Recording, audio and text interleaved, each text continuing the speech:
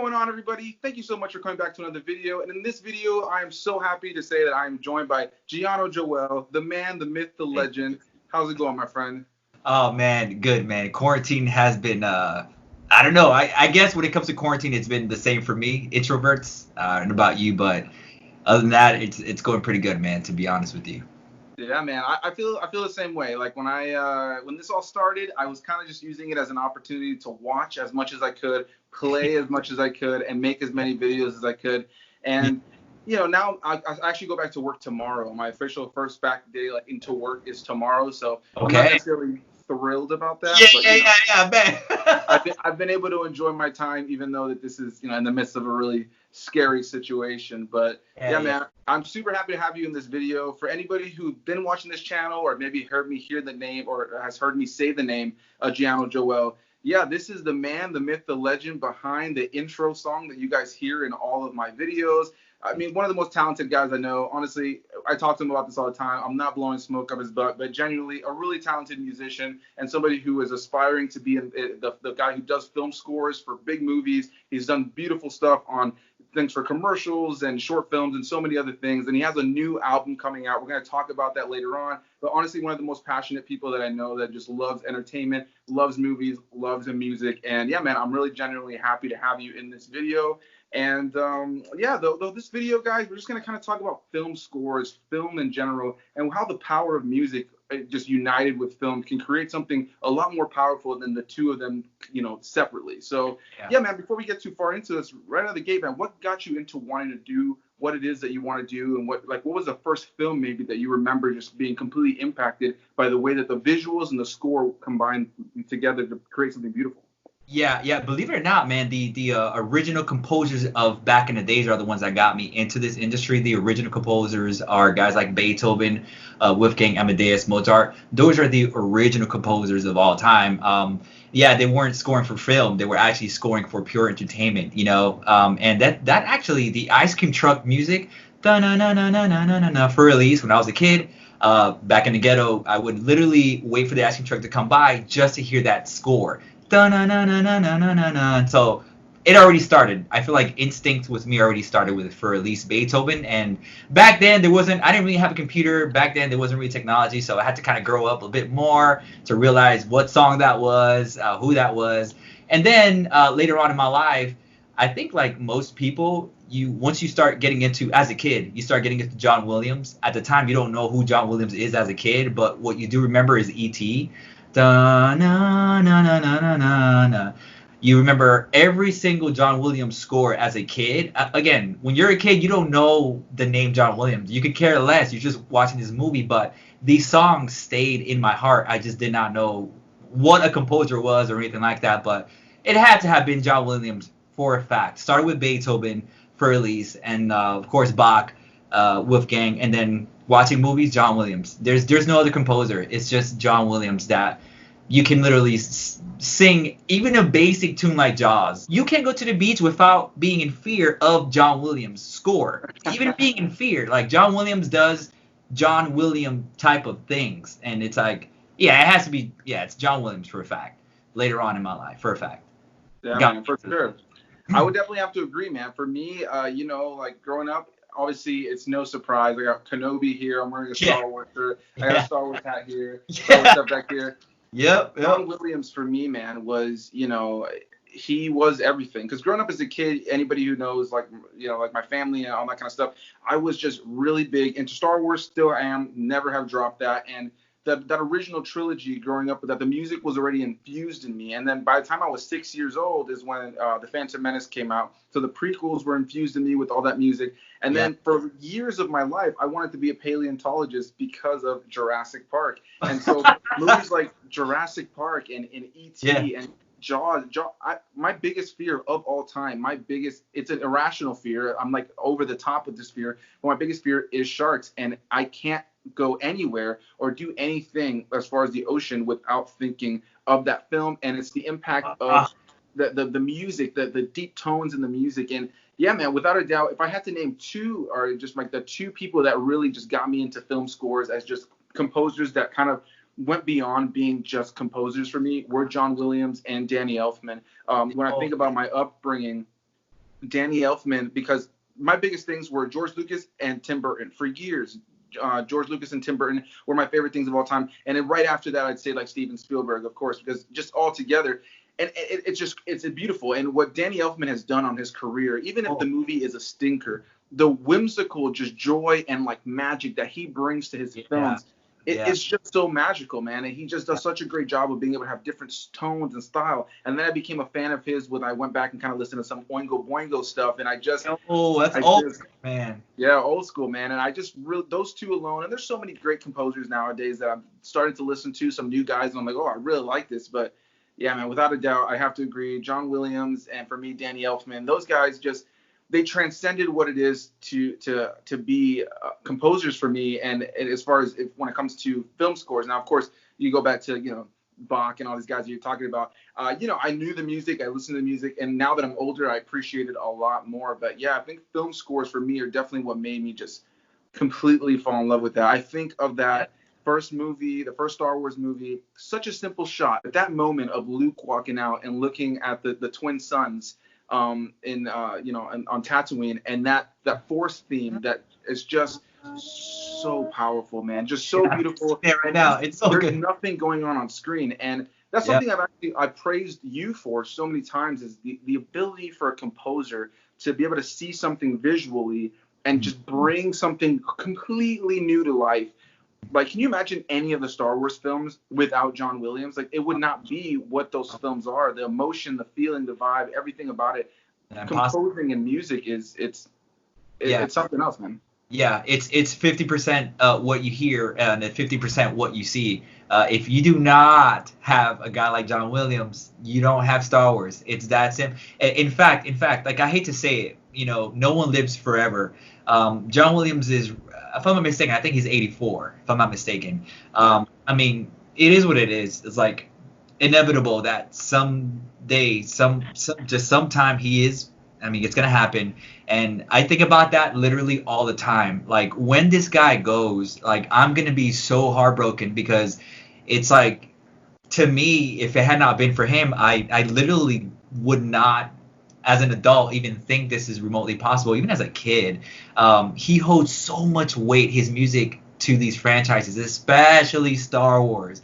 And look, he's still doing it. He did it with I mean, how are you in your 80s? You're talking about just writing music, bro. At 80, I don't know if I can move my hands, bro. Like, much less write songs. So I'm with you, man. Like, there's just no way. It just holds so much weight. These songs, you cannot, bro. If when the, what do you call it? The crawler, the beginning. Crawl, yes. When that thing happens and you don't hear it, da da da da da da, you don't. It's just, it doesn't. You're not invited into the world yet. You're not. You need it. It's impossible. I couldn't fathom any other theme. What other theme could you think that? Yes, we're used to it. I get it. It's what we know. But what else could possibly replace that, bro? Like, and it's just not any composer, because if you think about back in the days, you don't really hear people singing any Bach songs. Barely does anyone sing like all the basic ones, like da na na na na na. See, even singing it is hard. Even singing it, a Bach song is. I know because I listen to classical music, but Mozart, it's easy. There's very few composers that have that magical that magical element of da na na na na na na na na na na na. Bach, and then you have dun dun dun dun dun dun dun dun dun. Oh, that's my girl, by the way. So she's so cute. So you have dun dun dun dun dun dun dun dun dun dun dun dun dun dun dun dun dun dun. Mozart, like, it's there, bro. Like, John Williams, it's there. You can't get out of the Indiana Jones. You can't get out of the Star Wars. You can't get out of Superman theme. You just, anything he touches. And right on too with Danny Elfman. I want to say that I adapted to that style. Even in man, my music is so, some people call it really dark, and I definitely wanna say, like, it's really epic, my music, and I definitely want to say that Danny Elfman has a lot of influence on my music decisions, for a fact. I didn't plan on doing this, but I thought about just whipping out a couple of Blu-rays really quick. Go for it, man. Right here, Hi, nice to meet you. This is Dariana, everyone. Dariana. Any case, so I'm thinking of just a few here. Howard Shore, Lord of the Rings. I have the exact same collector set. Yeah. Yeah. By the way, I just noticed your collection here. I've never seen that before. That's awesome. Yeah, it's growing. It goes all the way down to the bottom. I just this week I picked up some garbage, but some some good garbage. You know? Oh yeah, I saw your review on Jason. I saw Yeah. your review on it, yeah, and I saw your boys too with the review, bro. Had me cracking up, man. It's something, man. Rewatching that series, it's so funny that character is so popular, you know. And when you think about him, we're talking about scores, right? There's that classic, Yeah. but like, and it adds so much to the ambiance and makes it so cool. But when you watch the movies, bro, they're laughable. Yeah, I know, bro. It's not to be taken serious in my opinion. Oh, you know that. Yeah, for sure. So no, man. What other Blu-rays here? Of course, Star Wars. John Williams. This guy, Alan Silvestri in Forrest Gump. It's one of the most powerful scores, bro. I cry all the time listening to it. Man, this score does something to me, man. Alan Silvestri, Back to the Future, Predator. Just another heavy hitter. I have Edward Scissorhands too. It's my Blu-ray. I have no idea what my Blu-rays are. It's just a couple there, but yeah, I got that one right over here, Edward Scissorhands. Yes, I have it too. Blu-ray. Danny Elfman, man. What can I say? I can't say enough about him. Just Batman. Batman is just incredible. Dun dun dun dun dun dun dun dun dun dun dun. It set honestly, like you look at something like that, right?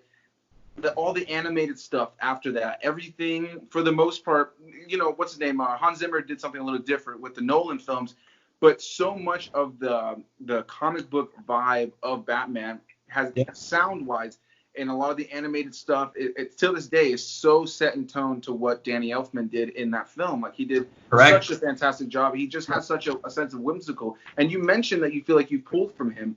And when I think I've told you that before, when I've listened to some of your stuff, that I hear those little, there's something about there's like little whimsical notes in the way he plays stuff.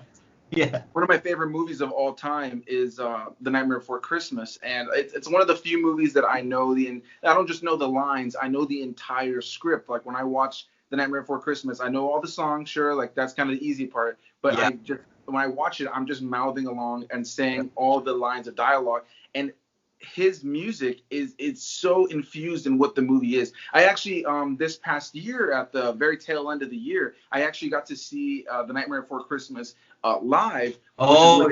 So they played it on screen, the movie, without music, and then there was an actual orchestra on stage playing the music throughout the entire movie. So we watched the whole movie. I'm sure you've seen stuff like that and all that jazz. But man, I mean, obviously Danny Elfman wasn't there, but just his music is just so magical, and what he comes up with, it inspires so many things. And when he works with people like Tim Burton, it just brings such a sense of wonder. A perfect example of a movie that for me isn't mind-blowing, but it's one of the last ones that I saw that he composed, or some of the maybe last few, was like the Justice League movie, which wasn't fantastic, but his score in the film was great. He pulled from different popular, DC themes. I don't know if you knew that he composed the Justice League film, but and then he also did Tim Burton's Dumbo that came out this past year, and that's a film that I've enjoyed upon rewatch more and more. It's not a crazy great film, but his score adds so much weight to the smallest moments of this little elephant with big ears. You know what I mean? Like, I think that he does such a great job of being able to tap into something hopeful as well as something like magical.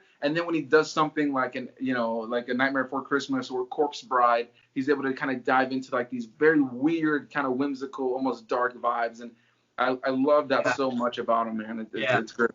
Yeah, that's why I feel like once a director finds a composer that knows his or her heart, that's it, dude. The rest is history. Like James Horner, I was gonna show you this one. Braveheart, James Horner.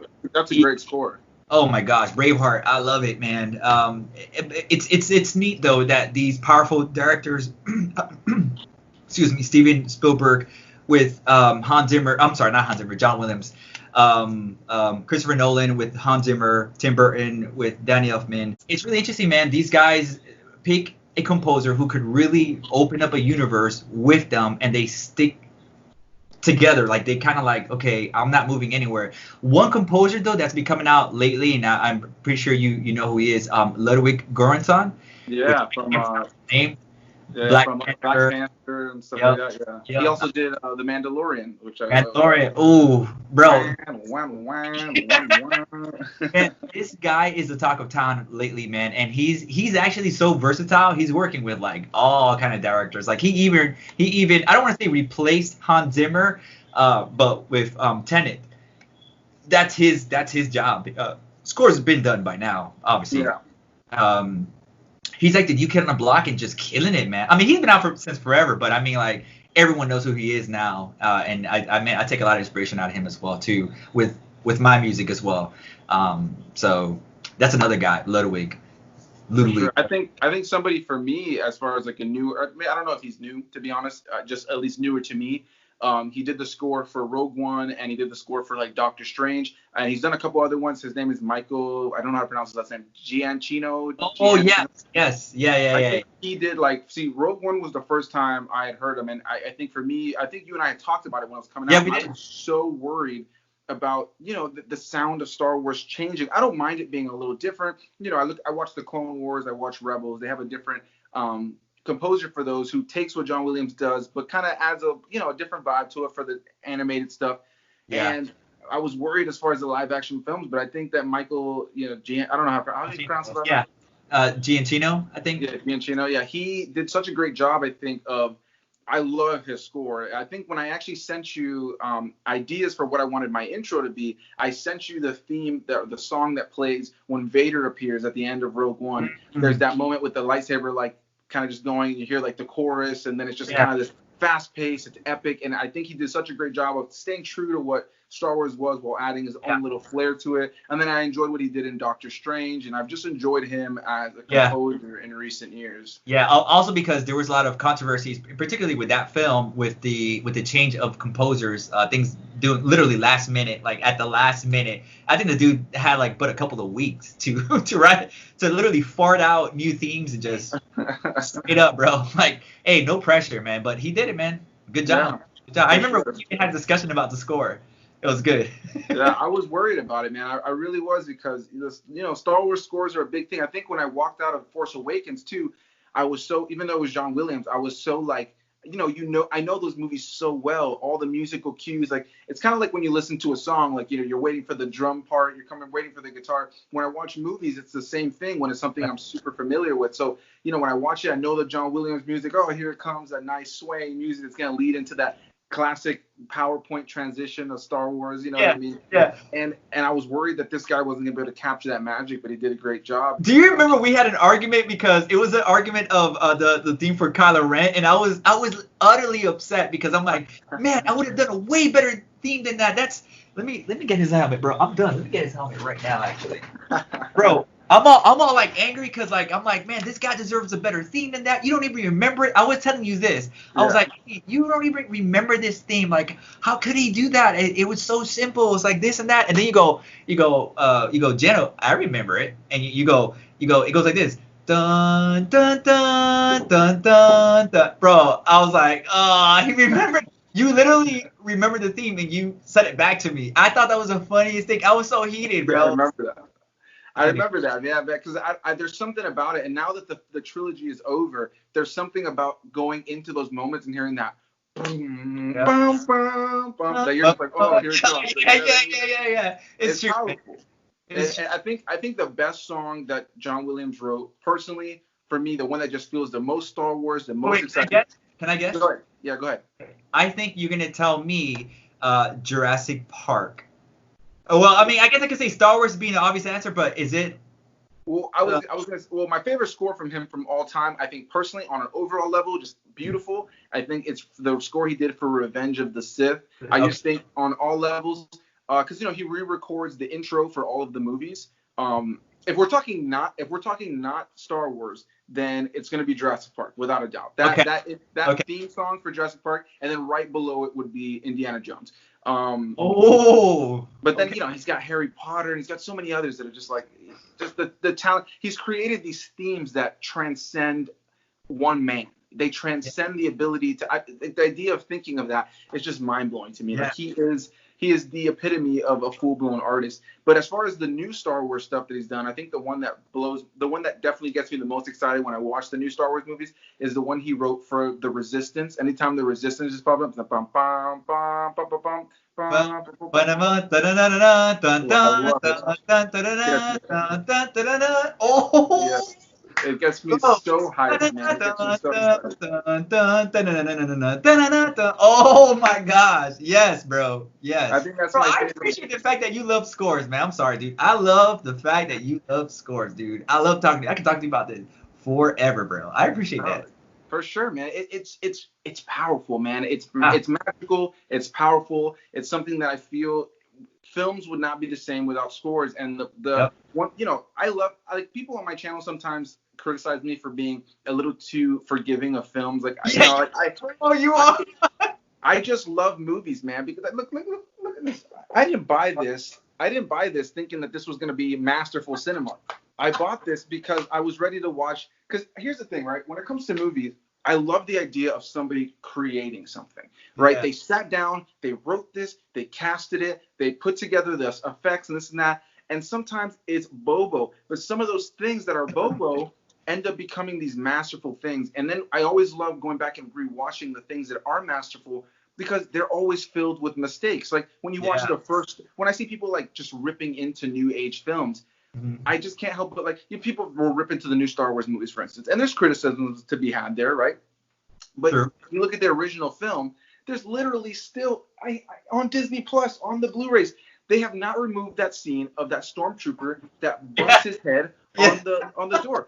Like that is in there. That is a mistake, and the sound effect is there too. The thunk.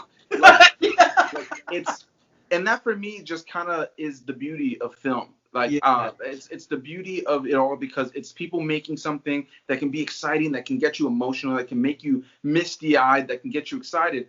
But Mhm. it's all in good fun. So I guess for me, when it comes to scores, I just love it all, man. It's sometimes a movie can be whack, but the score can be really engaged. Like something that a movie can be boring for me or not that great, and then the score comes in and saves the day. A perfect example for me that I can think of off the top of my head, and I don't really remember too many of the themes, but when I went to go see the latest X-Men movie, Dark Phoenix, it was Oh, Hans Zimmer. Hans Zimmer. Yeah. yeah, it was Hans Zimmer. I don't know if you saw the movie or not, but No, the but I know the score like the back of my head though, for sure. there you go. So I saw the movie, and the movie was weaker. I would say personally, my personal opinion, I thought as the finale of this timeline of X-Men movies before Disney purchased it, Huh? with the delays and everything, I just think that it wasn't like the finale that you wanted. I think they could have ended it like 2 movies prior. But Yeah. that's neither here nor there. I think when it comes to, but when the score was exciting, it was enticing, it was engaging. There was moments during the score where I was fully engaged. I was watching and I was just like the action and all this kind of stuff. And Hans Zimmer's score kept me engaged. And I think that you can have a score that will, in a lot of ways, save a movie. There are Yeah. movies. A movie for me that is a good movie, but I get a little bored from it sometimes. Is a Steven Spielberg movie called War Horse, and John Williams did the score for that as well. And the Oh. score, I think, just again emotionally wraps me up in the film more than the film does itself. You know what I mean? And it's just something magical, man. It's just that they do so. People like, for instance, people crap on this movie all the time, The Phantom Menace. Yeah, of But course. nobody on this planet craps on Duel of the Fates. That song plays, and you are hyped. You don't care about anything that's happened the last hour and a half of the movie. As soon as it starts, Yeah. no, you already know what time it is, bro. It's a beautiful thing, man. But yeah, man, I'm glad to have had you on here. I can't believe we've already been talking for 25 minutes. We could probably talk forever No about this. way. Oh my God. We gotta start like a podcast or something. I'm down, But dude. yeah, man. So that's honestly all my thoughts on film scores. Obviously, we can ramble on about different people and how much I love them. But yeah, I also wanted to take an opportunity, guys, to just give a huge shout out to Jiano. This is your first album, right? First full length album. First ever, man. 5 years in the making. So. Yeah, man. So I'll give you the floor real quick. Feel free to just tell everybody like when's it coming out, where they can find it, all that jazz, man. Thanks. It's coming out May 21st on all platforms. You can pre-order it today if you have iTunes or Apple Music for early access to 3 songs. I have my heart and soul out there on that album. It's epic. It's emotional music. I'm expecting people to just run, lift up cars with their bare hands, run through walls. Man, I'm just really expecting people to just be empowered from this stuff. So it's definitely high octane. It's kind of, yeah, it's out there, guys. Like yeah, it's pretty intense. So it's coming out May 21st, my first album ever, man. I'm really excited, guys. I left everything on that. I left everything on the field on that album. So get ready, guys. It's really intense, and would really appreciate the love and support from everyone, on that album. It's called Phase 2. Someone told me, did you mean Phase 2? Like PH? No, Phase 2. So that's FACED and then space 2. If you can't find it through the name of the album, you can find it through my name, Jiano Joel. It's basically piano with a J, and you'll see my album on all platforms. May 21st, if you got iTunes and Apple Music, you can pre-order it already. So I'm really excited, guys. This is 5 years in the making. That, man, that is super awesome. I cannot wait to hear the full album. I'll throw up an album review. I'll go ahead and listen to the whole thing. Throw up the album review, get you some hype there. But yeah, guys, honestly, one of the most talented guys I genuinely know. Again, I tell him this all the time in text. So this is not me blowing smoke up his ass because he's here right now. He is incredibly talented. He's got love and passion for this. Again, he is the same guy who did the intro to my channel. So if you guys have been watching my channel for months, maybe a couple weeks, maybe you've only seen 2 videos, that epic song at the beginning of my videos is done by this masterful man. I had that visual made by another friend, and I just gave it to him. I gave him some references of some kind of things I was looking for, and that's what he gave me. That was the first draft that he sent me, really. So honestly, man, I am super grateful for the collaborating we've been able to do. And when I heard that your album was coming out, I knew we had to do this to be able to support your album. And on top of that, we're actually going to do something special for you guys. Jiano has actually gave me a new intro that will be the new intro to my channel. The intro that I currently have on my channel will be at the very tail end of my videos now. I'm just going to use it as an outro, but I'm going to have a new intro. So actually, let's go ahead and listen to that intro right now.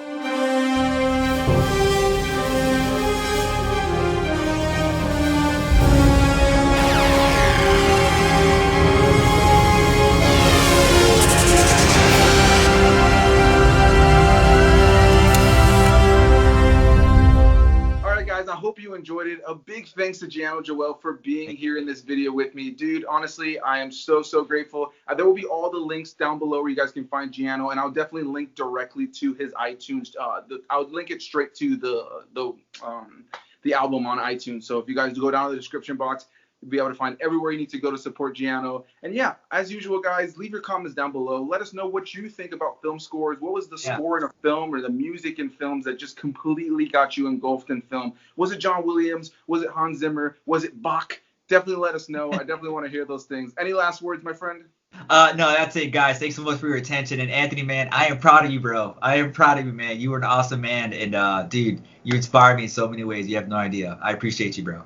Of course, man. Thank you so much for being in this video. And as usual, I will see each and every single one of you guys in the next video. Bye-bye.